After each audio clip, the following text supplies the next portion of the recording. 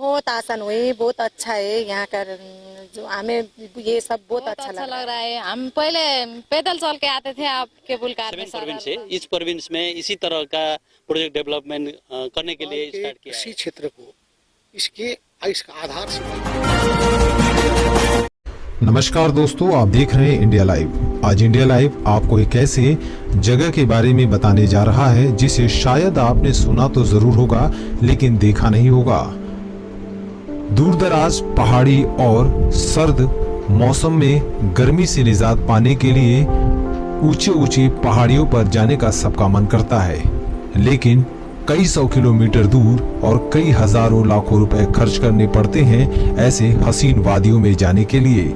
लेकिन आप सोचिए कि अगर आपको महज 100 से 150 किलोमीटर के अंदर ही आपको वो जन्नत जैसा नजारा देखने को मिल जाए और साथ ही केबल कार का मजा मिले, तो इसे आप क्या कहेंगे? सुनकर थोड़ा अजीब लग रहा होगा, लेकिन आइए हम आपको लेकर चलते हैं उन हसीन वादियों में, उन केबल कार के सुहाने सफर पर। आप बने रहिए इंडिया लाइव।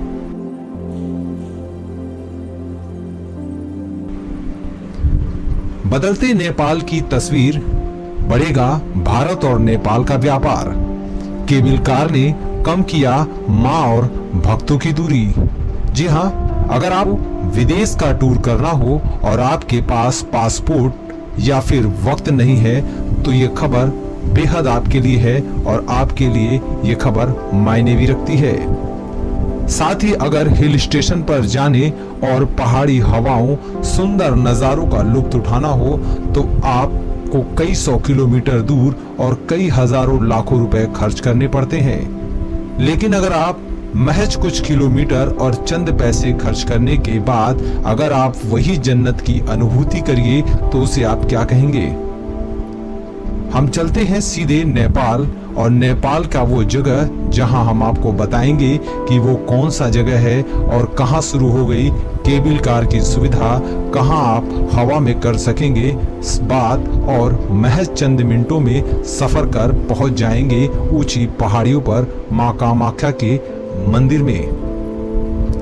गोरखपुर और आसपास के रहने वाले लोगों के लिए अब पहाड़ों के सुंदर नजारे को देखने के लिए अब कई सौ किलोमीटर दूर हजारों लाखों रुपए खर्च कर जाने की जरूरत नहीं है, बल्कि महज चंद किलोमीटर की दूरी तय कर महज चंद पैसे में आप ये सब नजारों का और साथ ही केबल कार का आनंद भी उठा सकते हैं। केबल कार सुनकर थोड़ा अजीब लग रहा होगा, लेकिन ये आपके सपनों का कार है। हवाई जहाज में सफर करने वालों के लिए शायद एक केबल कार किसी मील के पत्थर से कम नहीं।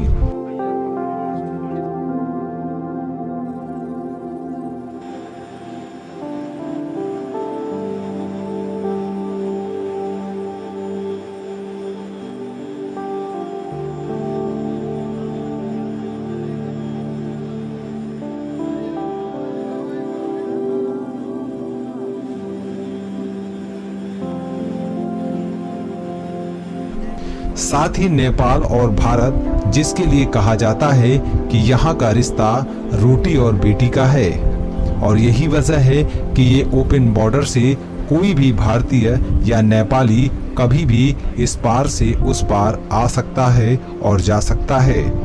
और साथ ही यहाँ व्यापार दोनों देशों के बीच काफी अरसों से चल रहा है। सबसे पहले हम गोरखपुर के नेपाल बॉर्डर पर पहुंचने के बाद कैसे आप बुटवल जाएंगे और बुटवल से फिर आप कैसे केबल कार का मजा लेंगे, हम आपको बताते हैं। गोरखपुर से नेपाल तकरीबन 100 किलोमीटर की दूरी है। नेपाल बॉर्डर के पास पहुंचते ही नेपाल में इंटर करने के बाद आपको महज 27 किलोमीटर की दूरी तय करनी है और 27 किलोमीटर दूर आप बुटवल पहुंच जाएंगे। वहां से शुरू होता है हसीन पहाड़ियों के सुंदर नजारे का दृश्य। दूर दराज से लोग यहां आते हैं और इस जगह से नेपाल सरकार के द्वारा शुरू किए गए केबल कार का लुत्फ उठाते हैं। बुटवल से महज 3 किलोमीटर दूर, जिसकी रोपवे से यानी केबल कार से दूरी महज 10 से 12 मिनट है, और उसे आप तय करते हैं महज 10 से 12 मिनट में और पहुंच जाते हैं मां कामाख्या के मंदिर, यानी उस ऊंची पहाड़ी पर उस सुंदर नजारे को देखने के लिए जिसे आपने अपने मन में सजोया होगा। साथ ही टूरिज्म को बढ़ावा देने के लिए नेपाल गवर्नमेंट ने कई डेवलपमेंट किए हैं, जिनमें सबसे बड़ा डेवलपमेंट केबल कार का है।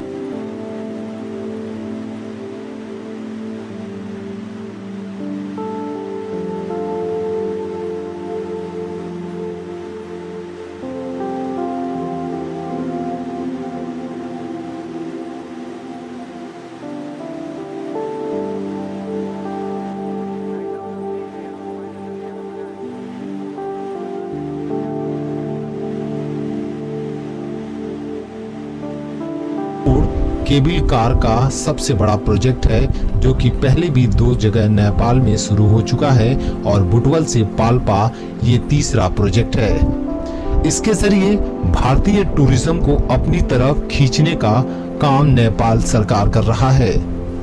इसको लेकर बुटवल से पाल्पा तक का महज 3 किलोमीटर तक का सफर महज आप 10 से 12 मिनट में तय कर लेंगे।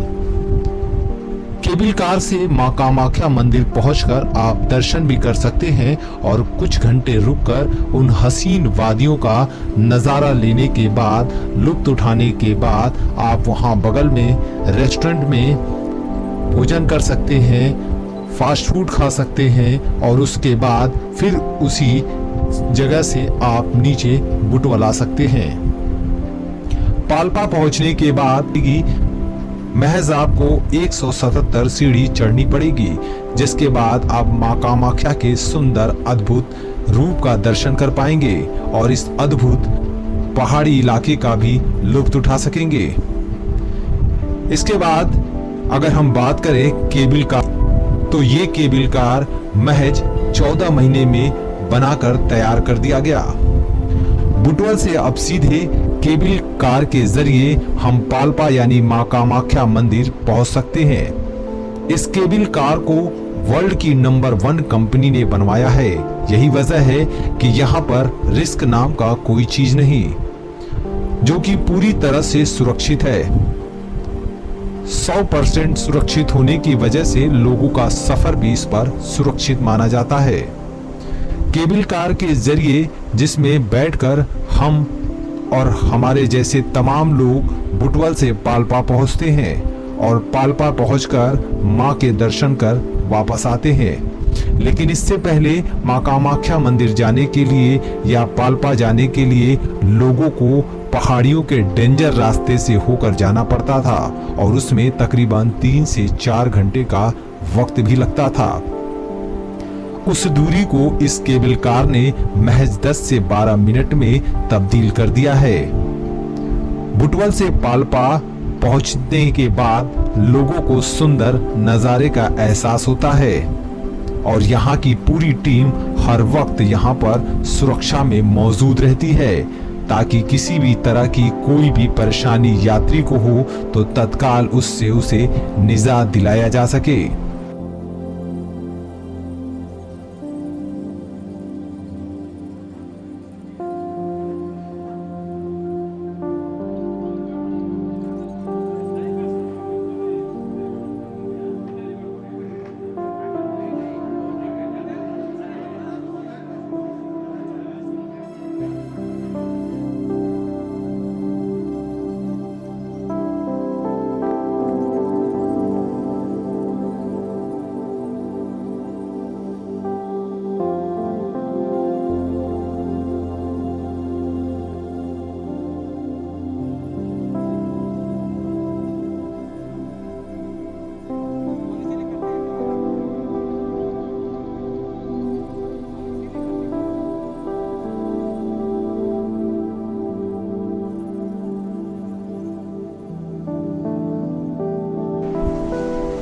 अब आप सोचिए कि इस केबल कार के जरिए महज 10 से 12 मिनट में आप जमीन तट से तकरीबन 990 मीटर ऊपर, यानी जमीन से 990 मीटर पहुंचने में महज आपको 10 से 12 मिनट लग रहे हैं और आप पहुंच जाते हैं पाल्पा।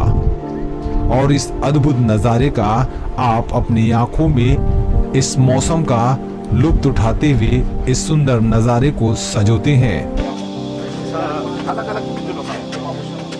आप लोग कहाँ से आए? कैसा लग रहा है 20 रुपए से? केबल कार बोलिए। सॉरी, केबल कार है। ये अभी बनाए अभी अब कितना दूरी कम हो गई आप लोग?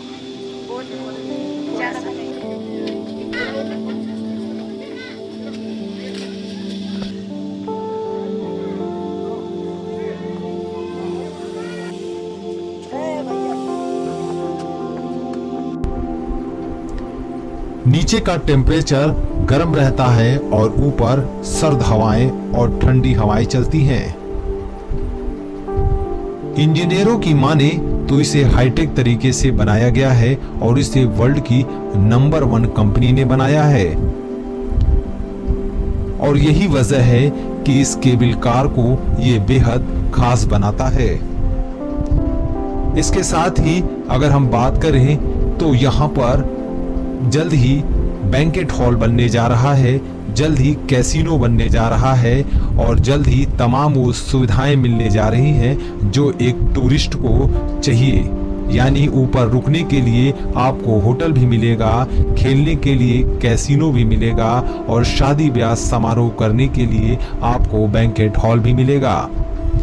यानी कैसीनो का लुत्फ उठाने के लिए और कैसीनो के शौक रखने वालों के लिए भी ये अच्छी खबर है कि अगर अब वो इतनी ऊपर सुंदर नज़ारों के बीच कैसीनो खेलना चाहते हैं तो उनको अब बस महज चंद महीने ही इंतज़ार करना पड़ेगा।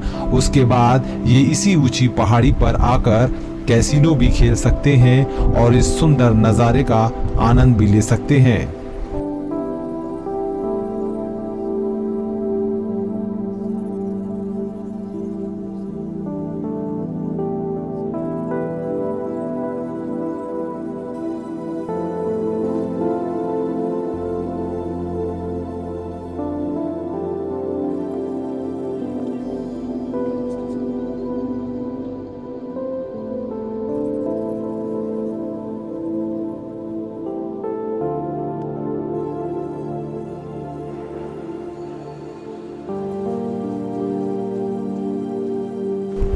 आपको बता दें, इस केबल कार को नेपाल उद्योग वाणिज्य महासंघ अध्यक्ष चंद्र प्रसाद ढकाल के कंपनी IMA ग्रुप ने लीड किया है।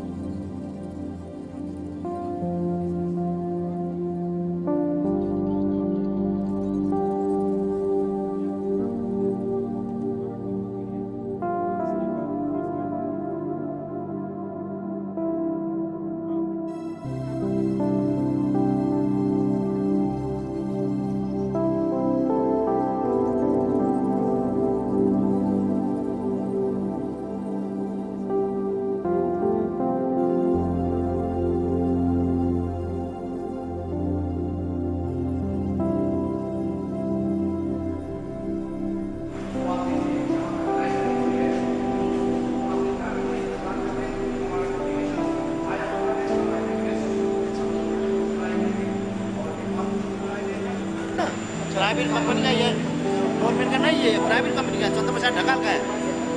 अभी मैं आपसे बात कर लूँ 1 मिनट। अजीत, अजीत, ऊपर कामाख्या देवी का मंदिर है, तो ये गुवाहाटी में है और ये के अलावा गुवाहाटी में जाने के हो गया तैयार जी हमें स्थापना हुई है बालका में। नेपाल गवर्नमेंट की माने तो यहाँ सबसे ज्यादा भारतीय पर्यटक आते हैं। ऐसे में टूरिज्म को बढ़ावा देने और भारतीय पर्यटक को अपनी तरफ आकर्षित करने के लिए इस केबल कार की शुरुआत की गई है और तमाम तरह के डेवलपमेंट कार्य किए गए हैं ताकि बाहर से आने वाले लोगों को, टूरिस्ट को किसी तरह की परेशानी न हो सके और वो बड़े आराम से कम पैसे में, कम समय में अपने परिवार के साथ इन हसीन वादियों का आनंद ले सके। इसको लेकर वहां पहुंचे नेपाल देश के पूर्व प्रधानमंत्री ने भी अपनी बात कही और उन्होंने बताया कि नेपाल एक स्वतंत्र देश है। यही वजह है कि यहाँ स्वाधीनता को लेकर किसी तरह का कोई कार्यक्रम नहीं होता, कोई जश्न नहीं मनाया जाता, क्योंकि यह देश हमेशा से आजाद रहा है और भारत नेपाल का जो रिश्ता है वो बेटी और रोटी का है और इस रिश्ते को हमेशा मधुर रखने के लिए ये लोग प्रयास करते रहते हैं। कभी कभी कुछ बातें जरूर हो जाती हैं जिससे थोड़ी दिक्कत होती है, लेकिन उससे ज्यादा जो ह्यूमर होता है उसके कारण परेशानी होती है, जिस पर हमें गंभीर चिंतन करने की जरूरत है और हम हमेशा से भारत के साथ हैं। इसके साथ ही उन्होंने बताया कि यहाँ पर देश के प्रधानमंत्री नरेंद्र मोदी भी आए हुए थे और उन्होंने जिस तरीके से नेपाल में आने के बाद उन्होंने उद्बोधन के दौरान कहा था कि बुद्ध का जन्म नेपाल के लुम्बिनी में हुआ था, उसका जितना असर पड़ा था, मैं भी एक नेता था, साथ में प्रचंड जी भी थे, हम लोगों ने साथ साथ काफी समय तक ताली बजाई थी जब उन्होंने कहा था कि राष्ट्र स्वतंत्र और संपन्न राष्ट्र है। नेपाल राष्ट्र स्वतंत्र और संपन्न राष्ट्र है, हम इसका सम्मान करते हैं, तो हमारा हृदय खुशी से गदगद हो गया। इस तरह की बात माधव कुमार पूर्व प्रधानमंत्री ने पीएम मोदी के लिए कही। इस तरह की चीजें सामने आती हैं भारत और नेपाल के रिश्ते को लेकर।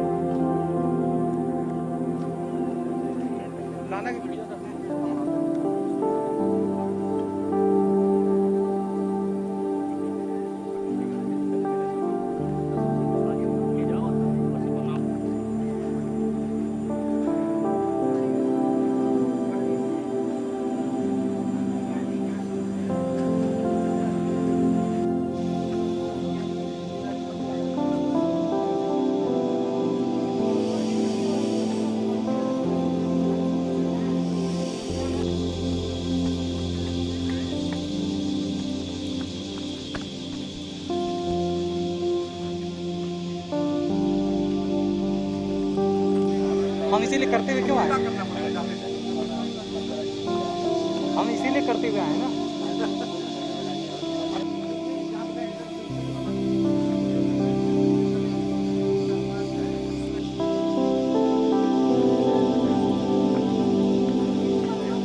आप लोग यहीं के होंगे सब, नेपाल के। मौसम कैसा धुंध है?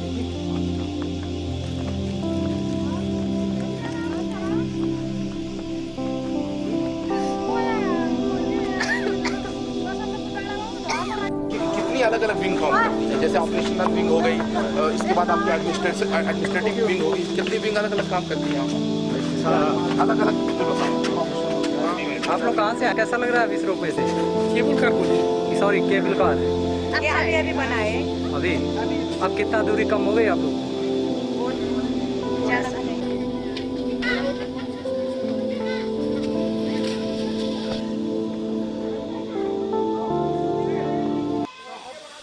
बताया 3 प्रोजेक्ट ऑलरेडी कंप्लीट हो चुका है, ये थर्ड है हमारा। Another 4 cable car coming up.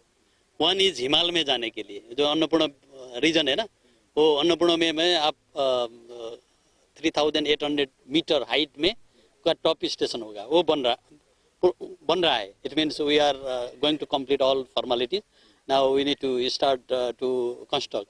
Likewise, we are developing the eastern part of Nepal. It's called Patibara. Maybe you're supposed to know Patibara also one of the very popular destination. It means the धार्मिक हिसाब से। दूसरा क्या है, हम western part of Nepal, Karnali है ना, कर्णाली चिसापानी जो हमारा पशुपति नगर से वो नजीक पड़ता है, वो बॉर्डर के, वो उसमें भी अभी बन रहा है, उसका स्टार्ट हो रहा है। वो हिसाब से मेरा क्या है कि 3 प्रोजेक्ट तो बन चुका है और 4 प्रोजेक्ट जो डिफरेंट प्रोविंस में 4 प्रोजेक्ट आ रहा है। मेरे ख्याल में चाहे 2 to 5 years के बीच में ये प्रोजेक्ट भी कंप्लीट होने वाला है। इसने क्या होगा, जो हमारा इंडिया नेपाल का जो बॉर्डर नेबरिंग चाहिए एरिया है, उससे जो टूरिस्ट लोग आने के लिए बहुत इजी होता है, जो हमारा खान पान भी मिलता है। इश्यू क्या है, मैं चाहे निजी क्षेत्र का, वो प्राइवेट सेक्टर जो नेपाल का गवर्नमेंट का नेटवर्क से दूसरा सबसे बड़ा वाला network, federation of Nepal chamber of commerce and industry, FNCCI का प्रेसिडेंट भी हूँ मैं। वो हिसाब से मैंने जो आपने इशू रेज किया है, मैंने वो गवर्नमेंट को जो रिलेटेड अथॉरिटी को भी वो इशू रेज किया है।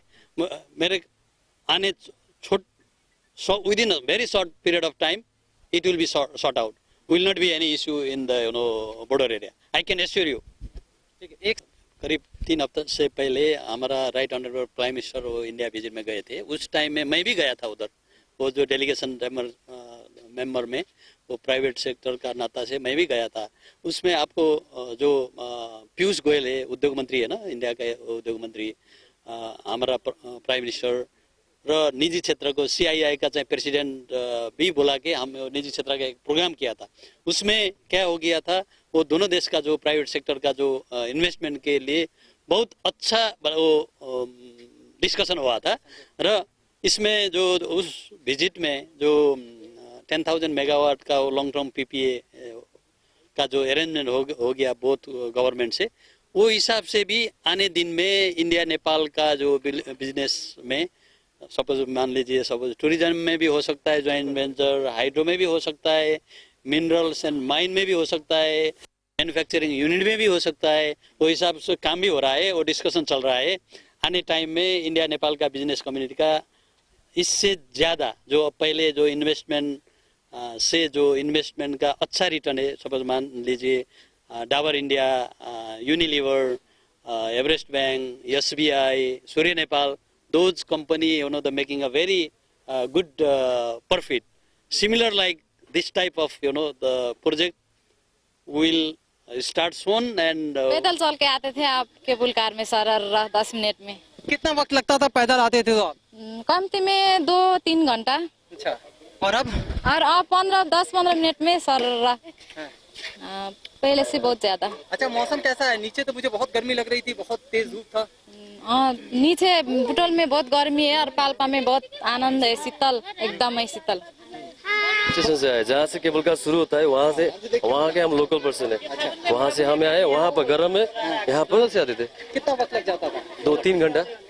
परेशानी भी होती थी, रास्ता भी डेंजर था? पता था ना, बाघ ही आता था इधर, बाघ आता था, फॉक्स आता था। अच्छा। हमको दौड़ना पड़ता था, भागना पड़ता था। अभी कुछ नहीं आता है, अभी तो केबल कार में सर रहे हैं। कैसा लग रहा है? बहुत अच्छा लग रहा है। सामाजिक रूप से कितना मतलब लोग अपने आँख में आत्मिक संतुष्टि की तरफ वो बढ़ रहे हैं, कितना खुश हैं लोग यहाँ आकर के। सारे दुख दर्द से दूर, देखें यहाँ माता का मंदिर है, लोग दर्द में हैं तो माता के यहाँ जा रहे हैं। बाकी प्राकृतिक जो चीज़ें यहाँ हैं, नेचुरल चीज़ें हैं, उसका भी मज़ा ले रहे हैं। मौसम देखिए कितना सुहाना है, बाहर आप जाके देखिए तो 40 डिग्री का टेम्परेचर आपको मिल रहा है। कहीं बाढ़ है, कहीं अनुभूत कर रहे।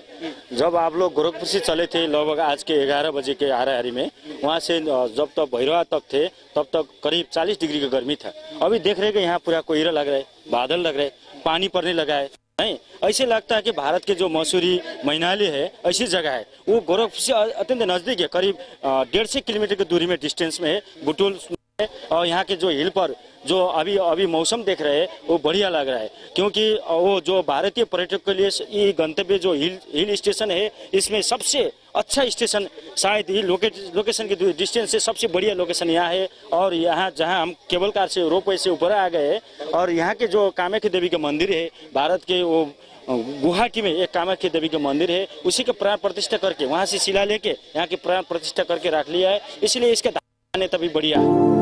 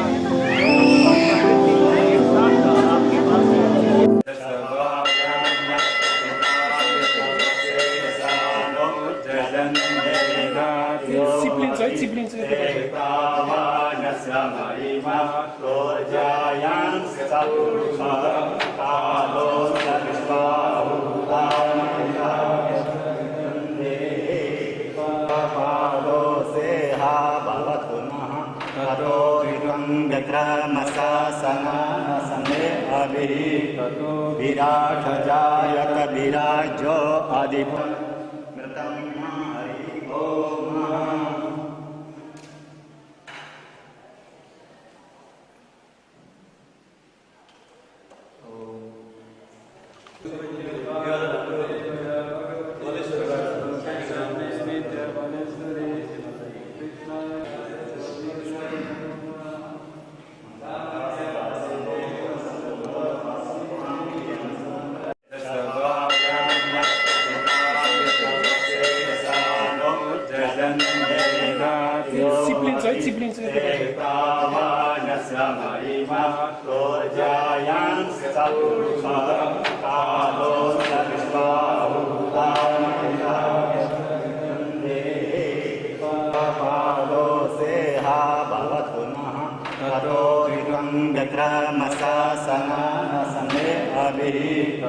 विराट जायत विराजो आदि मृतम हरि ओम।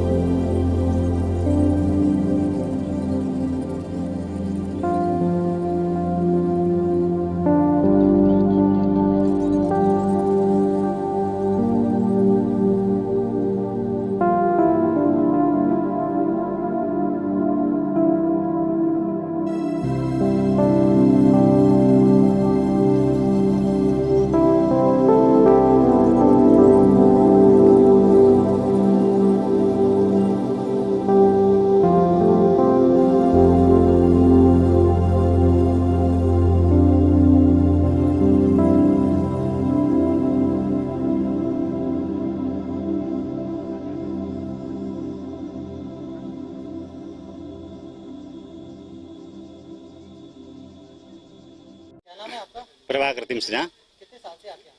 यहाँ अहिले यो मन्दिर के अरे स्थापना भयो त्यहाँबाट हूँ। वक्त महिने दिन भयो मैंने। यहाँ मान्यता कामाख्या के आस्था है, बहुत ज्यादा है। कितने लोग आते हैं दिन में 400-500 लोग आते।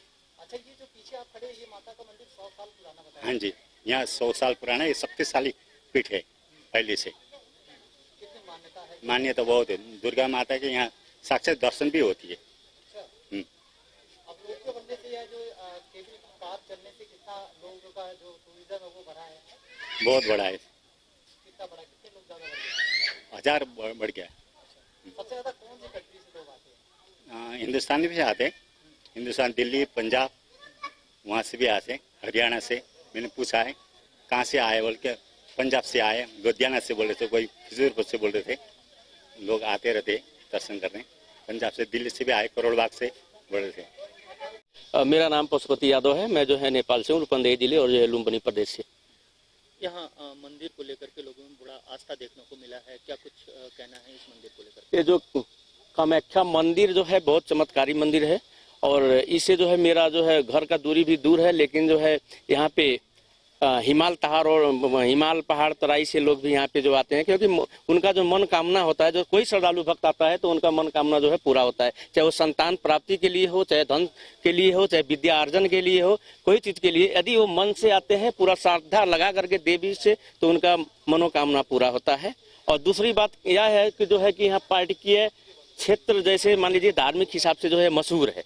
और दूसरी बात क्या है, यहाँ का जो मनोरम दृश्य है, यहाँ पे शीतलता में लोग आनंद लेते हैं। और उसके बाद में भारत सटे हुए जो है बॉर्डर है, लोग जो है भारत से भी जो है श्रद्धालु भक्त लोग जो है यहाँ पे आते हैं। लेकिन अभी भी जो है अब इस मीडिया के मार्फत से मैं यही गुजारिश करना चाहता हूँ कि जो मित्र राष्ट्र भारत के जो श्रद्धालु भक्त जन लोग हैं, जैसे गुवाहाटी में से जो है इधर जो थोड़ा नजदीक पड़ता है, क्योंकि एक ही माँ का नाम से जो है नामकरण हुआ है और जो है वो माँ का जो श्रद्धा रखते हैं, तो यहाँ पे आकर के जो है माता जी के दर्शन करें और जो है उनकी जो मनोकामनाएं हैं, मनोकामना को जो है वो पूरा होगा, अवश्य होगा, क्योंकि जो इसमें जो है बहुत विश्वास लोग रखते हैं। मेरा नाम पशुपति यादव है। ये पकड़ना पड़ता है। आपका नाम क्या है? मेरा नाम सीतू है। आप यहीं के? हाँ। ये बताओ कि ये जो केबल कार है कितनी आसानी हो गई अब आप लोग को कामाख्या देवी दर्शन करने की? बहुत आसान हुई, बहुत अच्छा है यहाँ का, जो हमें ये सब बहुत अच्छा लग रहा है। पहले कैसे आते थे आप?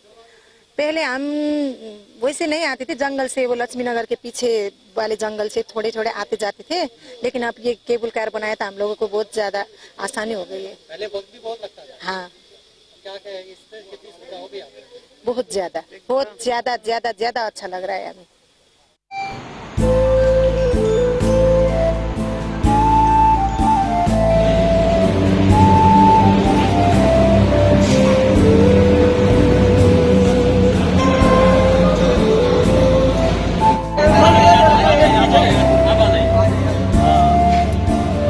ये लगता है 1 साल बाद टाइगर रिजर्व पे ये जो है ताला लगा देगा।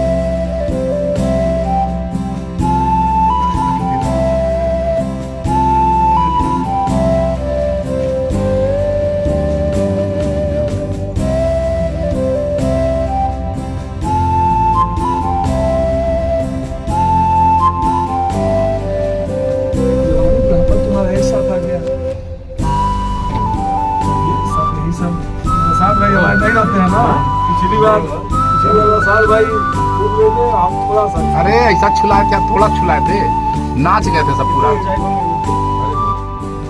कम से कम मान के चलिए 400 मीटर वहाँ से जहाँ बेस से चले हैं और ज्यादा बहुत हजार, ये 400 मीटर आपको दिखाई दे रहा है, खड़ा यहीं से वाला कई सौ मीटर है, देखिए 400 मीटर बाद समझ गए 40-50 मंजिला तो यही है। 150 फीट हुआ तो 150 फीट होगा कितना है भाई, देखिए यहाँ देखिए, यहाँ देखिए, 150 इसी तरह ही देखिए, अब ये नीचे तो देखिए वहाँ नहीं जहाँ हम लोग हैं इस समय।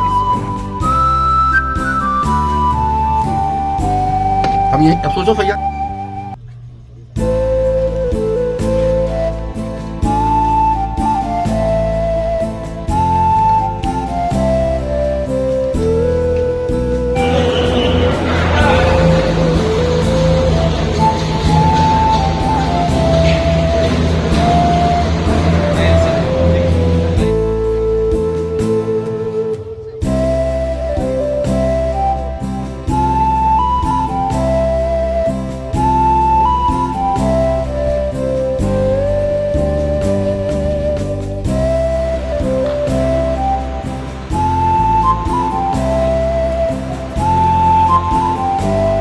विश्व के हाईएस्ट टेक्नोलॉजी, मॉडर्न टेक्नोलॉजी है ये, 100% सेफ्टी है ये केबल कार टेक्नोलॉजी।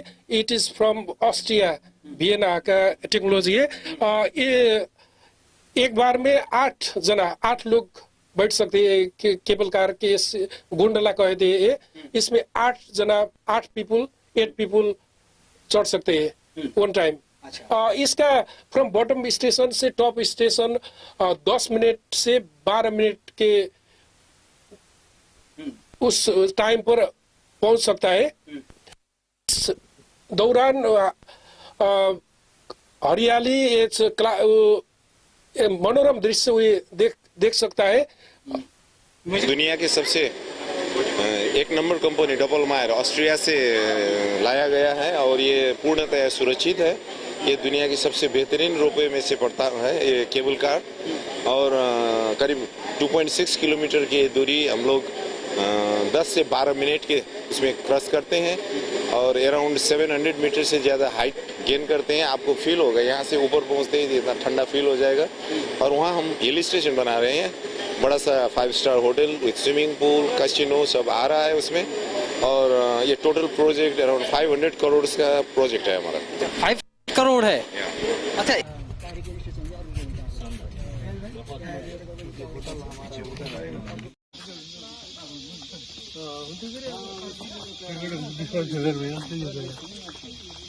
ठीक है, हम आए तुमको दे रहे, हमसे बताया तो और हम लोग बॉर्डर से जब यहाँ गए, बॉर्डर में भी काफी गर्मी था और जब महज 30 किलोमीटर दूर आया गया और केबल कार से हम लोग यहाँ पे कामाख्या देवी मंदिर पे पहुंचा गया, तो आपको बताएं एकाएक मौसम यहाँ पर चेंज हो गया और एकाएक बारिश। आप देख सकते हैं कितनी खूबसूरत वादियां हैं। तो अगर आपको घूमना है और आप बहुत दूर नहीं जा सकते हैं, जैसे उत्तराखंड नहीं जा सकते हैं या बहुत लंबा ट्रिप नहीं कर सकते हैं, तो महज 2 दिन के अंदर आप गोरखपुर से यहाँ पे आ सकते हैं और यहाँ पे कम पैसों में आप वो हर चीज देख पाएंगे जो आप पहाड़ों के वादियों में देखना चाहते हैं।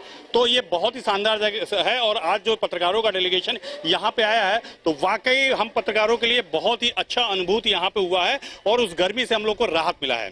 बीच में प्रचंड जी जब भारत गए थे, आने के बाद में उनका नेपाल में बहुत सारे तथ्यों पे विपक्ष ने उनका विरोध किया था। क्या कुछ मामला अभी तक उसमें बन पाया है, उसके बारे में थोड़ा बात करते हैं।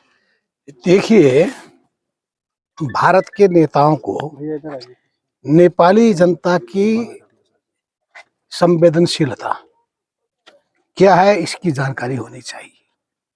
नेपाली जनता की भावना को कैसे जीता जाए, उनका विश्वास कैसे प्राप्त किया जाए और दोनों देशों के बीच का संबंध कैसे और प्रगाढ़ बनाई जाए, इस मामले में गंभीर चिंतन की जरूरत है। मैं इसमें काफी ज्यादा कमी देखता हूँ, क्योंकि नेपाल एक स्वतंत्र और सार्वभौम सत्ता संपन्न राष्ट्र है और नेपाल कभी भी किसी देश का गुलाम नहीं हुआ। यह सदा स्वतंत्र राष्ट्र रहा है। इसीलिए हमारे देश में कोई स्वाधीनता दिवस नहीं मनाई जाती है, क्योंकि पराधीन होने के बाद ही स्वाधीनता दिवस मनाई जाती है। जब पराधीन ही नहीं हुआ तो स्वतंत्रता दिवस की भी, स्वाधीनता दिवस की आवश्यकता नहीं पड़ी। लेकिन नेपाल में बारंबार आपको मिलेगा प्रजातंत्र दिवस। चाहे 1950 के रेवोल्यूशन के बाद की बात कहें, हम लोगों ने पहला डेमोक्रेसी डे मनाया। उसके बाद 1990 की बात कहें, दूसरा हम लोगों ने डेमोक्रेसी डे मनाया। उसके बाद 2006 की बात कहें, उसके बाद हम लोगों ने तीसरी बार डेमोक्रेसी और रिपब्लिकन डे मनाया। तो इसका अर्थ क्या है, हमने निरंकुशता के खिलाफ में लड़ा, सभी किस्म के तानाशाही शासन के खिलाफ में लड़ा और उससे हमने आजादी प्राप्त की। और इसलिए हमने क्या सिखाया है कि हमें स्वाभिमान के साथ रहना चाहिए। तो इस स्वाभिमानी भावना को यदि समझ नहीं पाएंगे, उस के प्रति गंभीर नहीं बनेंगे, संवेदनशील नहीं बनेंगे, तो मामला तो बिगड़ जाएगा। सोच रहे हैं अच्छा संबंध बने, संबंध सुमधुर हो, संबंध घनिष्ठ हो, संबंध बहुआयामिक भी हो। इस सब सिलसिले में आम रूप से संबंध ठीक है, लेकिन जो कुछ किंतु परंतु जो है ना, इस चीज को भी ध्यान में रखने की जरूरत है। और मैं बार बार इस बात में जोर देता रहता हूं। और जब मैं फॉरेन मिनिस्टर था और डिप्टी प्राइम मिनिस्टर था, 1994-95 में, उस समय मैं भारत के भ्रमण में निकला था। हालांकि आपको तो मालूम होगा कि मेरा मकान भारत के सीमाना से आधा किलोमीटर दूर है, इसलिए मैं जानता हूं, क्योंकि मैंने 1 साल भारत के एक शहर सीतामढ़ी में कॉलेज का एजुकेशन भी लिया था।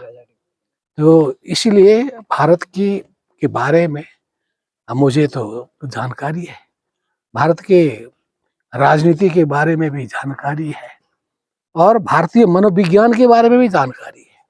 इसलिए मैं बारंबार कहता हूं भारत के नेताओं को कि मनोविज्ञान को समझें, क्योंकि उन लोगों का यही प्रश्न रहता है कि क्या हम भारत नेपाल को काफी ज्यादा सहयोग करते आ रहा है, इसके बावजूद काफी ज्यादा लोगों का हम टिप्पणी सुनते हैं, क्या है वजह? मैंने कहा इसका अर्थ है कहीं ना कहीं कुछ काम करने के तरीके में त्रुटि रह गई है। लेकिन इसके बावजूद भी उनका भ्रमण अच्छा रहा और भारत ने जैसे नेपाल को आज तक सहयोग करते आया है, उसके लिए हम धन्यवाद भी देना चाहते हैं। और खास करके मैं याद करता हूं कि जब प्राइम मिनिस्टर मोदी जी नेपाल के भ्रमण में आए थे पहली बार, और नेपाल के पार्लियामेंट में उन्होंने जब संबोधन किया था, इसका इतना ज्यादा जादूमयी असर पड़ा था। जब उन्होंने कहा कि बुद्ध का जन्म नेपाल के लुम्बिनी में हुआ था, तो मैं भी एक नेता था, साथ साथ में प्रचंड जी थे, हम लोगों ने काफी ज्यादा समय तक ताली बजाई थी जब उन्होंने कहा नेपाल एक स्वतंत्र और सार्वभौम सत्ता संपन्न राष्ट्र है, हम इसका सम्मान करते हैं। तो हमारा हृदय जो है खुशी से गदगद हो गया था। जब उन्होंने ये चर्चा की कि संसार में यदि किसी से पूछा जाए कि आप मृत्यु से डरते हैं या नहीं, जब किसी सिपाही से पूछा जाए, किसी फौजी सिपाही से पूछा जाए, यदि वह कहता है कि मैं नहीं डरता हूं, तो वह झूठ बोल रहा है। यदि सच बोल रहा है तो कौन होगा? वो गोरखा सैनिक होगा। एक ही कह सकता है जो मृत्यु से कभी डरता नहीं। उन्होंने इस हिसाब से नेपाली गोरखा के बहादुरी का उन्होंने प्रशंसा किया था और वहाँ उन्होंने नेपाली मनोविज्ञान को अच्छी तरह समझा था और इसीलिए समझने वाले नेता लोग हैं। इसलिए आम समग्रता में कहा जाए तो प्रधानमंत्री प्रचंड जी का भारत भ्रमण सफल रहा, लेकिन कुछ कुछ जो चीज दिखाई दी उसे कुछ कुछ समस्या रह गई। सर सवाल का जवाब मिला नहीं सर, आपने पूरी बात बताई। प्रचंड जी ने कहा था कि भारत का एक बड़ा व्यापारी ने उनको प्रधानमंत्री बनने में मदद की, तो इसके बाद लगातार विरोध हो रहा है। आज के बारे में पूछ रहे हैं कि पहले वक्त के बारे में? पहले जो उन्होंने स्टेटमेंट दिया था उसके बारे में पूछ रहे थे। अभी जो विरोध आपके देश में चल रहा है इसको लेके, स्टेटमेंट के बाद जब वो लौटे, तो उसके बारे में आप क्या कहेंगे? क्या वाकई भारत के राजनीति का कोई हस्तक्षेप नेपाल की राजनीति में रहता है? नहीं, क्योंकि मैं बार बार कह रहा हूं कि भारत के नेताओं ने मुझसे कहा है यह आप लोगों का मामला है ना, और इस चीज के बारे में भी कुछ कुछ लोगों ने कंप्लेन भी किया है कि कुछ लोग हम लोग से पूछने आते हैं, भाई अरे हम लोग से क्यों पूछते हैं? आप लोग अपनी समस्या आप अपनी समाधान कीजिए। और नेपाल के मामला का जो फैसला आज तक नेपाली जनता ने ही किया है। और नेपाल की राजनीति में आपको मालूम होगा 1990 के बाद मैं कंटिन्यूअसली नेपाल के पार्लियामेंट में रहा हूँ, और उससे पहले भी लगभग 50 साल बीत गए नेपाल की राजनीति में मेरा जुड़ा हुआ।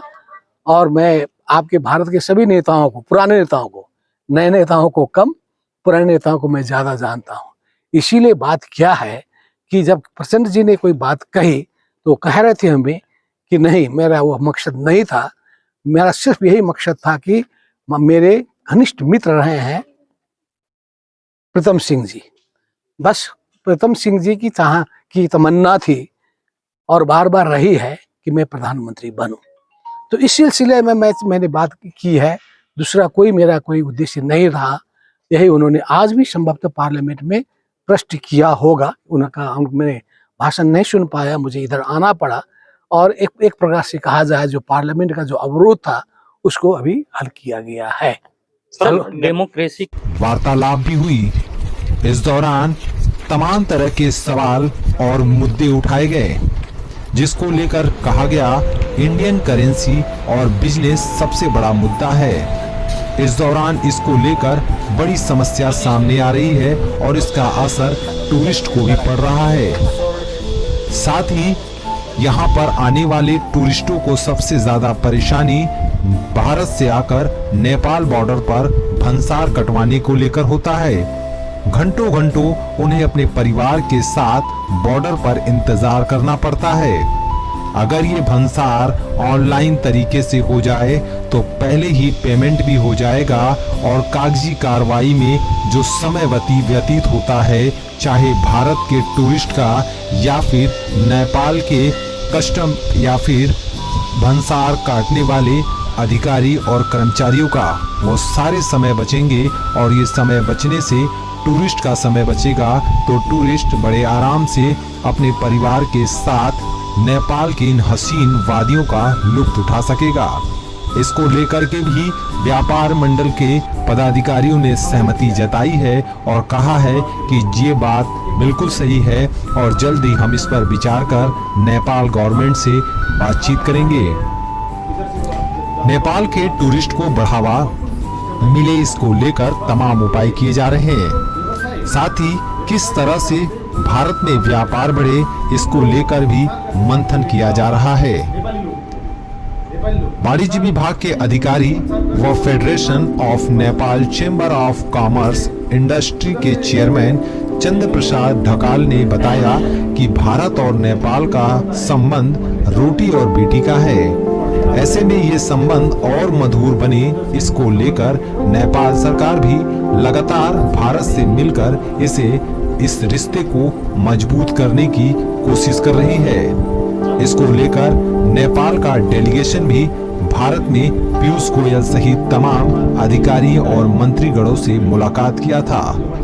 भारतीय कंपनियां भी जल्द ही नेपाल में इन्वेस्ट करने जा रही हैं, जैसे डाबर, हिंदुस्तान लीवर, SBI जैसे तमाम बड़े बैंक हैं जो नेपाल में जल्द ही निवेश करेंगे और इसका सीधा असर भारत और नेपाल दोनों पर पड़ेगा और उनके रिश्ते और मजबूत होंगे। इसके साथ ही नेपाल में अब व्यापार के साथ साथ टूरिज्म को बढ़ावा मिले, इसको लेकर नेपाल गवर्नमेंट और वाणिज्य विभाग, व्यापार मंडल स्थित तमाम संगठन इसको लेकर प्रयास लगातार कर रहे हैं और ये माना जा रहा है कि आने वाला समय बेहद सुखद होगा, अच्छा होगा दोनों देशों के लिए। चूंकि जिस तरह से अब केबल कार की शुरुआत की गई है, वो बुटवल से पाल्पा के लिए अब आने वाले समय में जल्द ही ये हिमालय की गोद में भी आपको नजर आएगा और लोग काठमांडू के सैर पर भी जाएंगे और हिमालय पर जाएंगे तो ये रोपवे यानी केबल कार उन्हें वहां नजर आएगा और इस सुंदर नजारे का लुत्फ वो उठा सकेंगे। सबसे बड़ी बात यह है कि जो हवाई जहाज का शौक रखते हैं और उनके जेब में पैसा नहीं है तो उनके लिए ये केबल कार किसी हवाई जहाज के सफर जैसा ही होगा, जिसकी शुरुआत अब नेपाल गवर्नमेंट के प्रयास से शुरू कर दिया गया है। आप लोग से पहले तो आप लोग ये डेलीगेशन आया है पत्रकार लोगों का, सभी का मैं बुद्ध का जन्मस्थल लुम्बिनी में आप लोगों का हृदय से स्वागत करता हूँ।